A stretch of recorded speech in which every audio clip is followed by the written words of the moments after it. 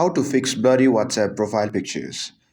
So if your profile pictures is mysteriously blurry, you can start by heading to your App Store or Play Store. Check for any updates for WhatsApp if available. Go ahead and update the app. Sometime bugs in your current version could be causing the blurriness. Next, ensure that you have stable connection. Weak connectivity might be the culprit behind your picture quality issue. Additionally, double check that the profile picture you have uploaded is in high resolution. If not, swap it out with higher quality image. And if you have tried all these steps and the blurriness still persists, then it's time to delve into your WhatsApp settings.